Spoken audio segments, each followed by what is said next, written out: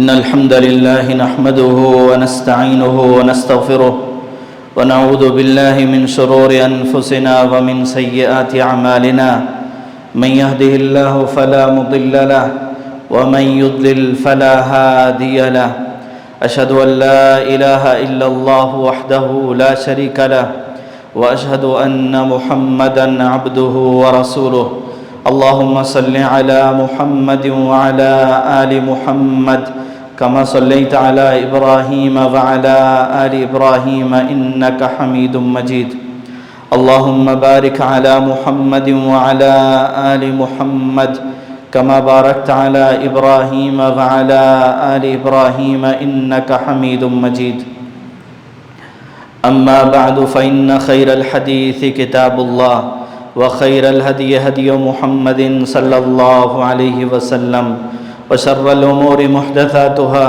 وكل محدثة بدعة وكل بدعة ضلالة وكل ضلالة في النار يا أيها الذين آمنوا اتقوا الله حق تقاته ولا تموتن إلا وأنتم مسلمون يا أيها الناس اتقوا ربكم الذي خلقكم من نفس واحدة وخلق منها زوجها وبث منهما رجالا كثيرا ونساء واتقوا الله الذي تساءلون به والأرحام إن الله كان عليكم رقيبا يا أيها الذين آمنوا اتقوا الله وقولوا قولا سديدا يصلح لكم أعمالكم ويغفر لكم ذنوبكم ومن يطع الله ورسوله فقد فاز فوزا عظيما أما بعد فقد قال الله عز وجل في محكم تنزيله أعوذ بالله من الشيطان الرجيم بسم الله الرحمن الرحيم وما آتاكم الرسول فخذوه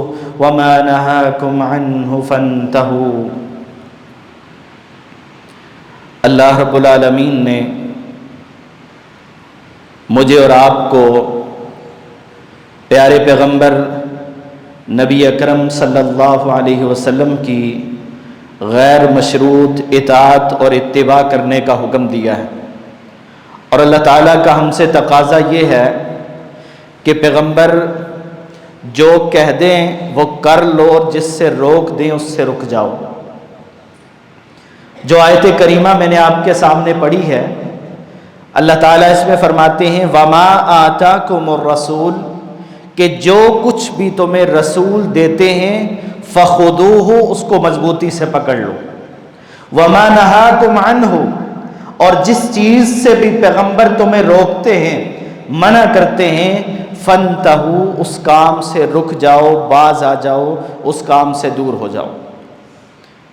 کیونکہ نبی کریم صلی اللہ علیہ وسلم وہی بات کہتے ہیں جو اللہ رب العالمین کی طرف سے آپ کی طرف وحی کی جاتی ہے۔ وَمَا يَنْتِقُ عَنِ الْهَوَىٰ إِنْ هُوَ إِلَّا وَحْيٌ يُوحَىٰ، کہ پیغمبر، اللہ رب العالمین اپنے پیغمبر کے حوالے سے کہتے ہیں کہ یہ پیغمبر اپنی مرضی سے کوئی بات نہیں کہتے، یہ اللہ کی وحی کے مطابق بات کرتے ہیں۔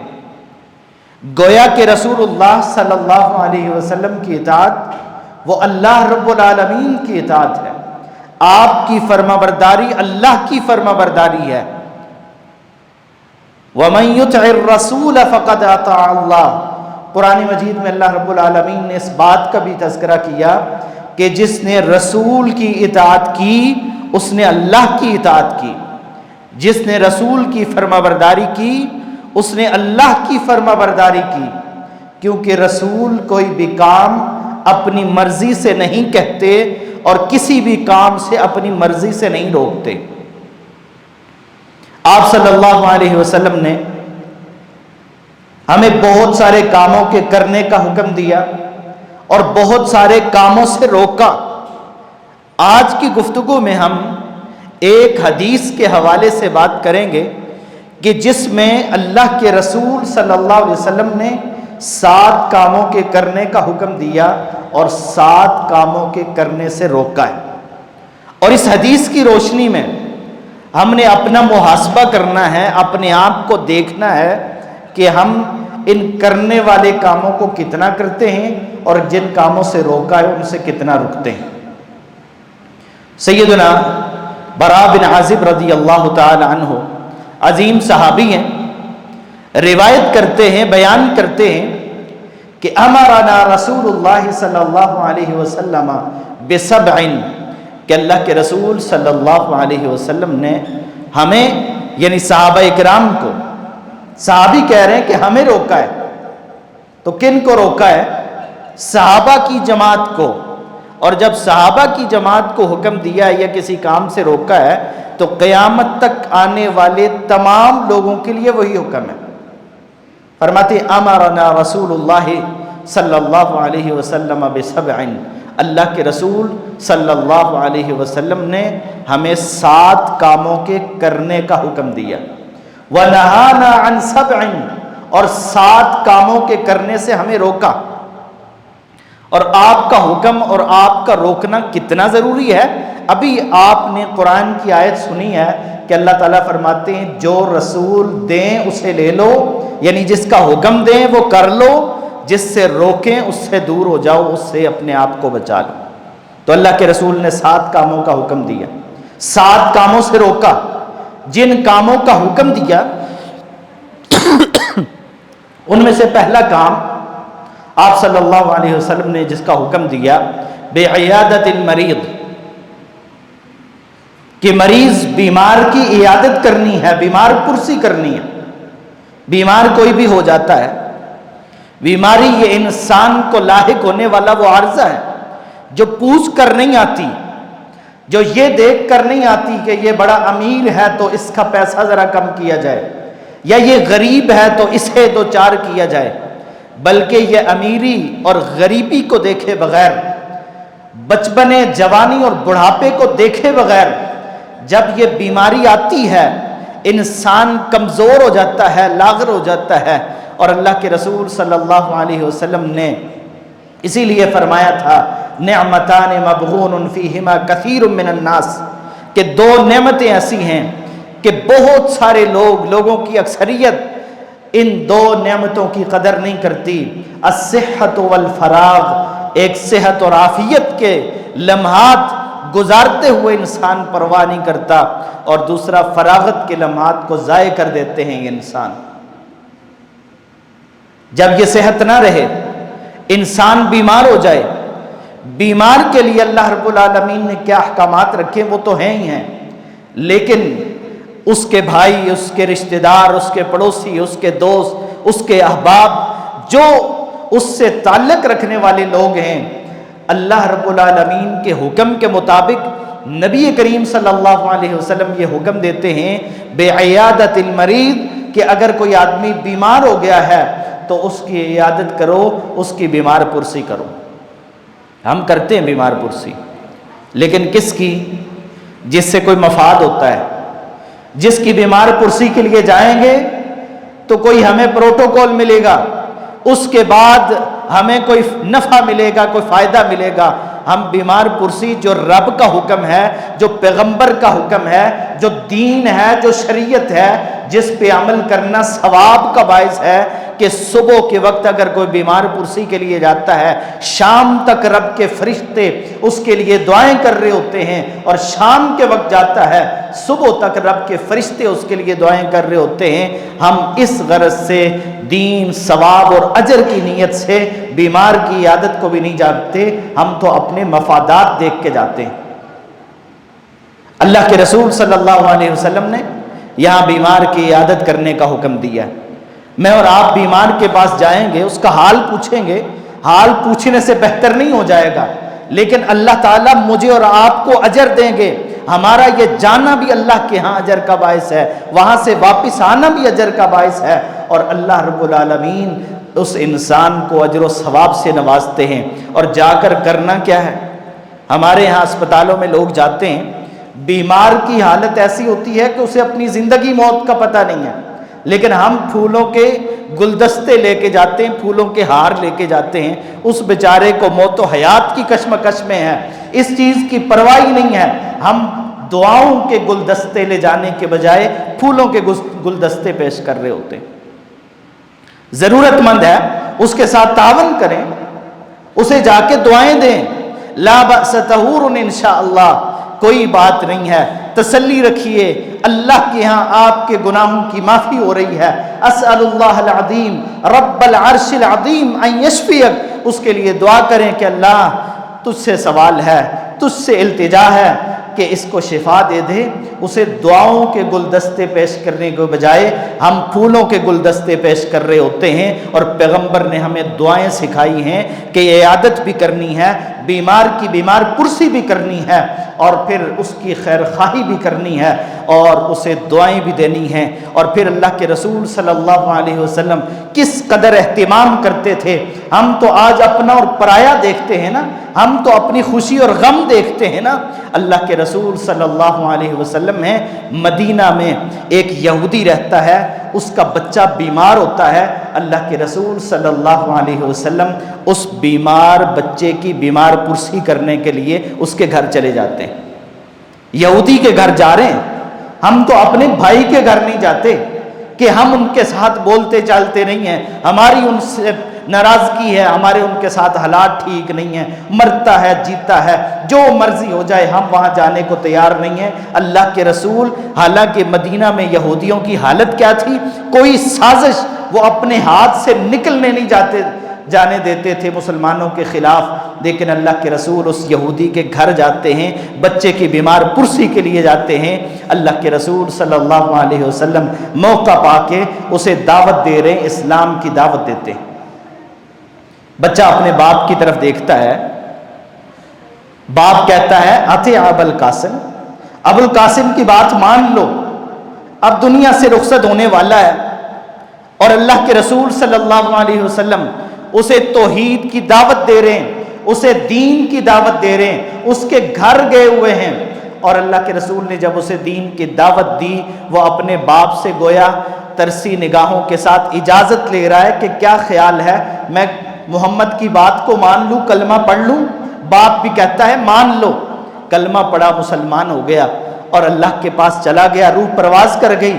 اللہ کے رسول صلی اللہ علیہ وسلم اتنے خوش ہوئے اس بات پہ کہ جاتے جاتے اللہ رب العالمین نے اسے توفیق دے دی کہ یہ اسلام پہ آ گیا۔ آپ نے اس کے کفن دفن کا اہتمام کیا۔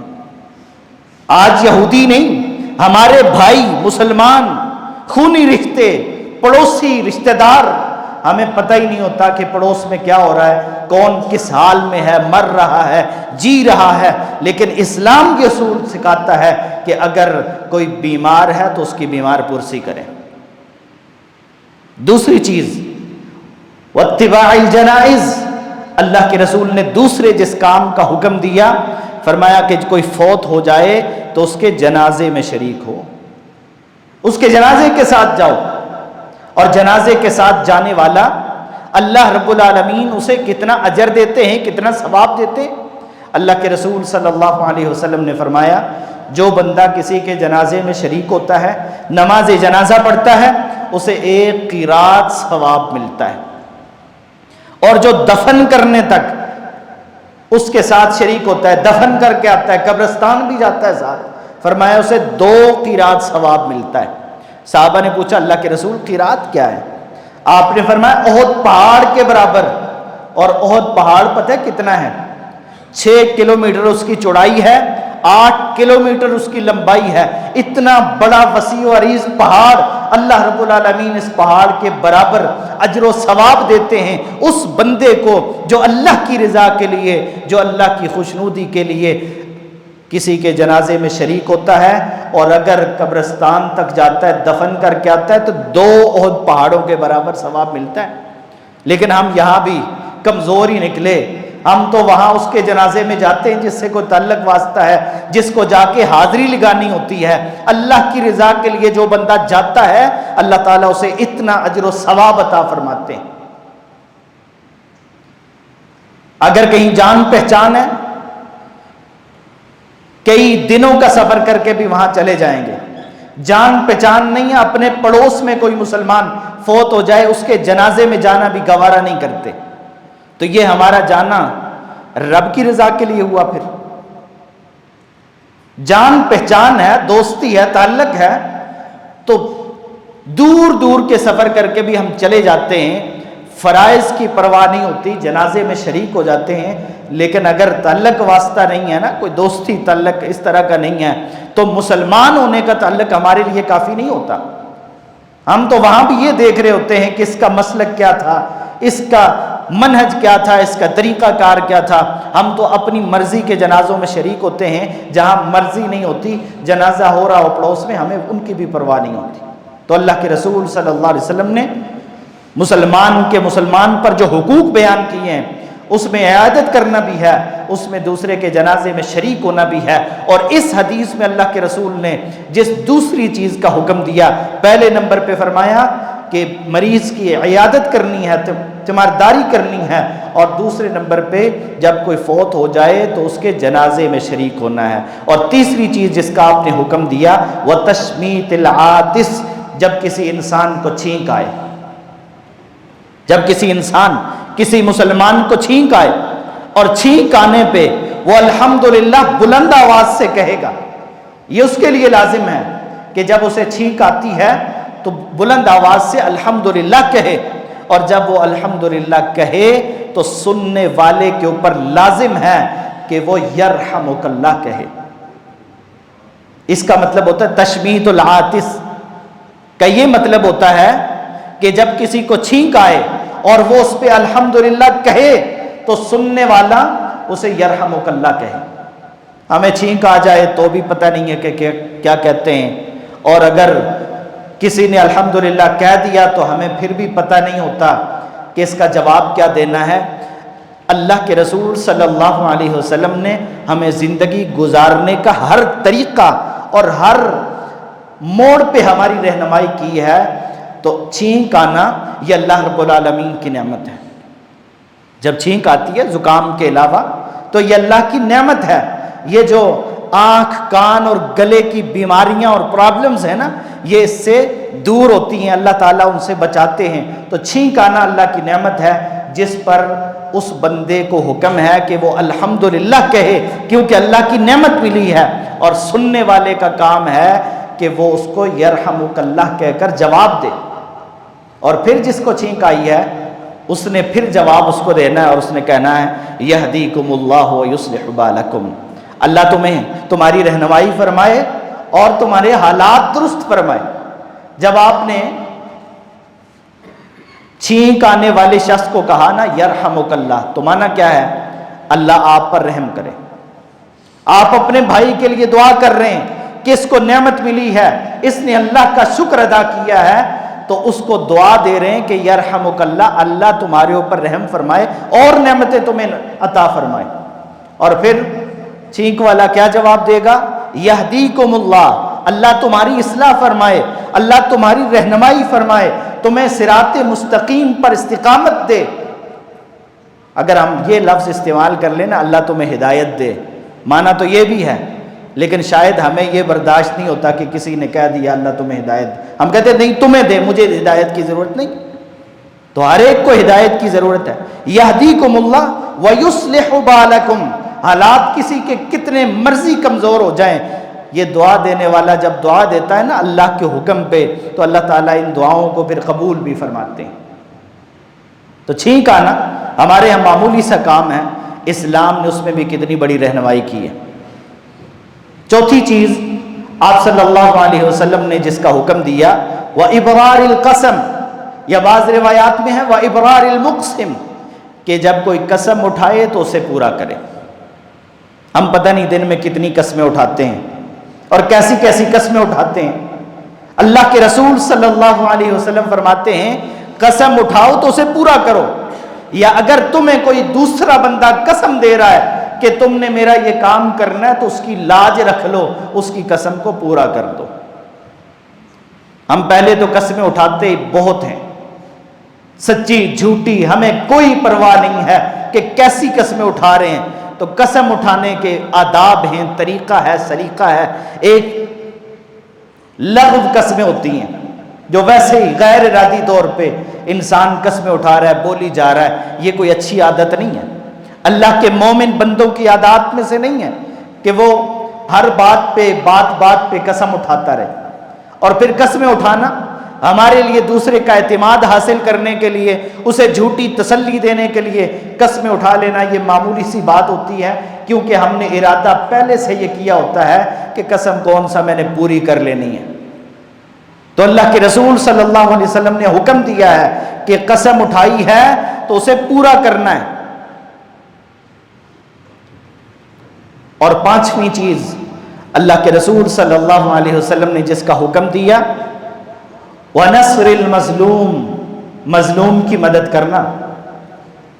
مظلوم دعائی دے رہا ہو، مظلوم پکار رہا ہو کہ ہے کوئی میری مدد کرنے والا، ہے کوئی میرے کام آنے والا، اور یہ کانوں پہ ہاتھ رکھ کے گزر جائے، نگاہیں پھیر کے گزر جائے کہ میرا اس سے کیا تعلق ہے، یہ تکلیف میں ہے، میں تو تکلیف میں نہیں، مسلمان ایسا نہیں ہوتا۔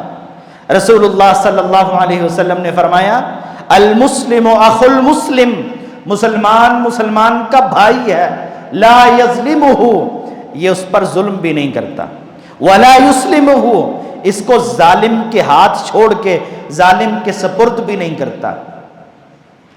مسلمان مسلمان کے کام آنے والا ہوتا ہے۔ مظلوم پکار رہا ہے اور دعائی دے رہا ہے کہ میری مدد کر دو، لیکن یہ مدد کرنے کو تیار نہیں ہے، تو یہ کیا مسلمان کا بھائی ہوا؟ اللہ کے رسول صلی اللہ علیہ وسلم نے حکم دیا ہے وَنَصْرِ الْمَظْلُومِ، کہ مظلوم کی مدد کرو۔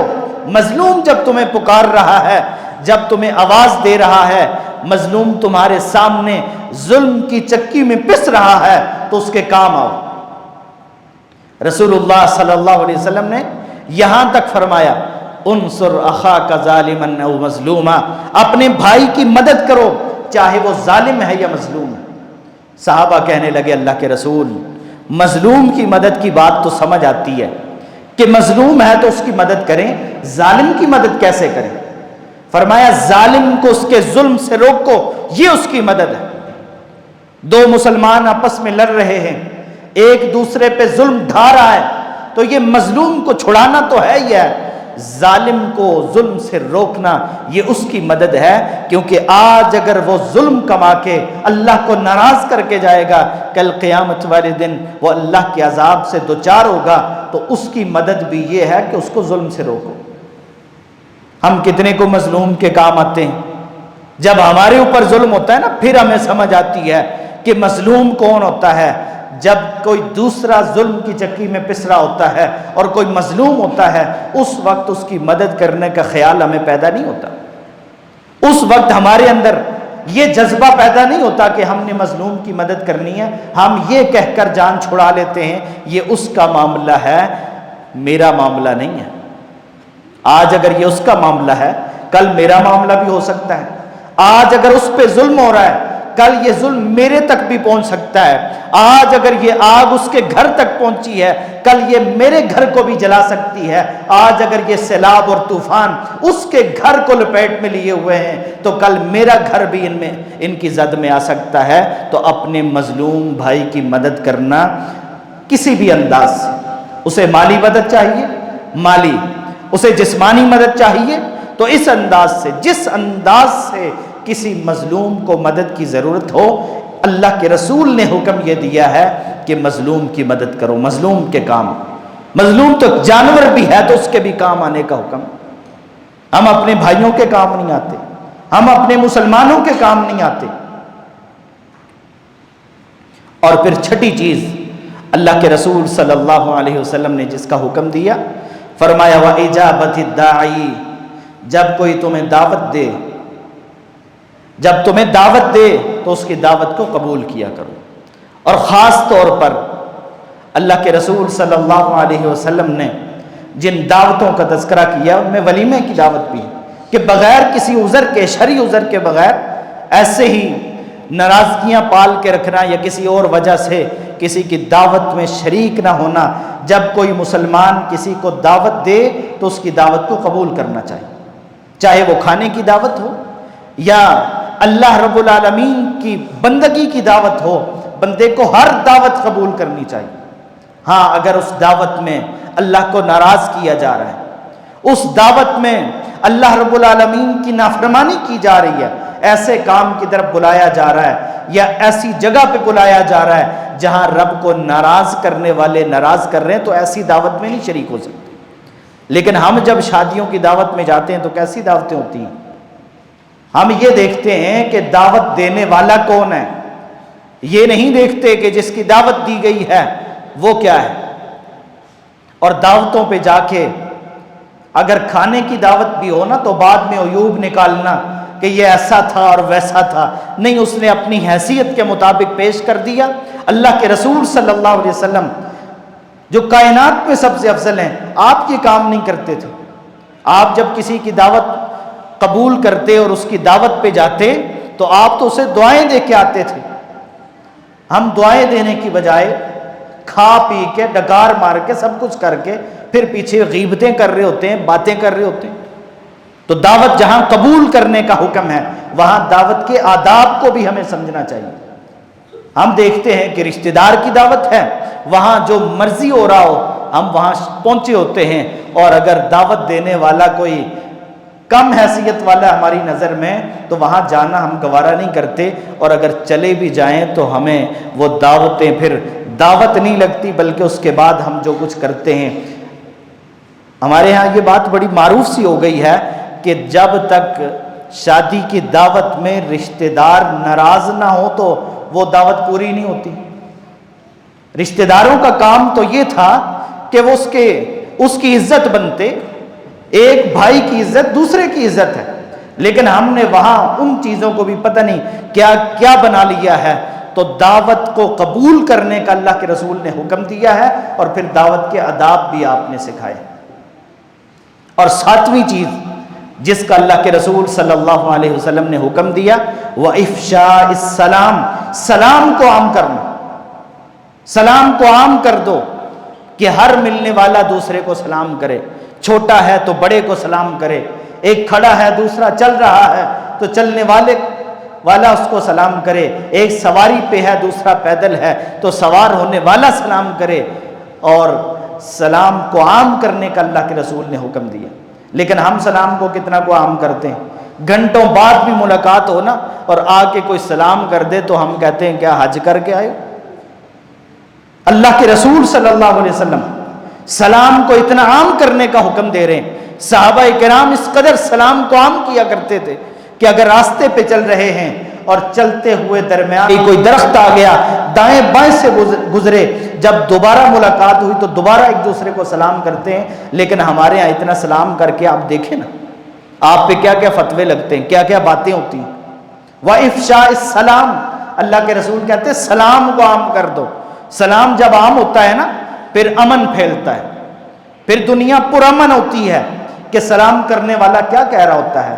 السلام علیکم ورحمۃ اللہ وبرکاتہ، کہ تمہارے اوپر اللہ کی طرف سے سلامتی ہو۔ گویا کہ یہ بندہ یہ کہہ رہا ہوتا ہے کہ میری طرف سے تمہاری جان بھی سلامت ہے، تمہارا مال بھی سلامت ہے، تمہاری عزت بھی سلامت ہے، میری طرف سے